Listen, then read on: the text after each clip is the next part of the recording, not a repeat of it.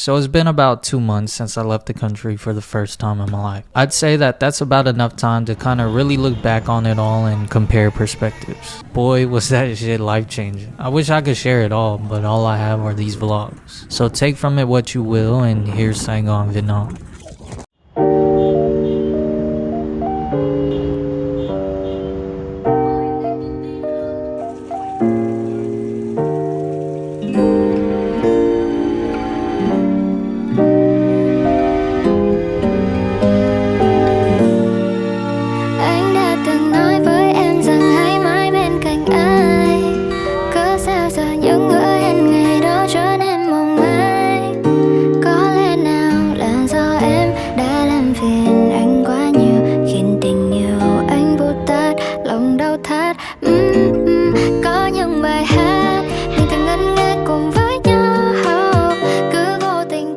So I ended up spending most of my time in Saigon, and to be honest, it was probably one of my favorite cities. The hustle and bustle is just so real. The very first thing I noticed when I got there was how everybody is low-key fighting for their own. Nothing really comes easy. Every cent matters, and I mean that literally too.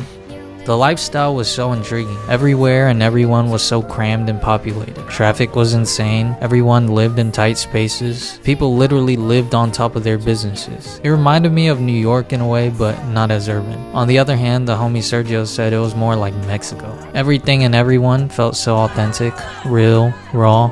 Pause. The area I mainly stayed around was Vinh Hom's Central Park in the Binh Thanh area. I was actually like a 2-minute walk from the tallest building in Vietnam, the Landmark 81, which had a mall in it and plenty of food places to eat. The area was a good mix of everything with a nice little park, a river, and buildings. I felt like I was kinda in the middle of everything. It was a real convenient spot and there was plenty to do. My favorite things to do were definitely to eat and shop because everything was just so cheap. And when I talk about shopping, I'm not talking about that regular shit neither. I'm talking about the fat aka Binh Thanh, and my favorite place in the world, Saigon Square. Whatever you needed, they probably had it. There was definitely no need for me to be bargaining with people, but there was just something about going back and forth with them. The interactions were always so fun. Plus, I got to practice my Vietnamese a ton. As for the food, I would say that Houston and LA have better Vietnamese food, but that's also because a dude was scared to try that true local shit. I tell you what though, a man was shitting bricks. However, I did really like how I never ever felt heavy. I could eat so much and not feel that drowsy. I don't know why that is, but maybe it's because their food isn't as processed. And I was literally eating like a king too. One of my most expensive meals was for my family. I paid $180 including tip for 11 people at some nice restaurant, and we didn't all get waters. It was amazing.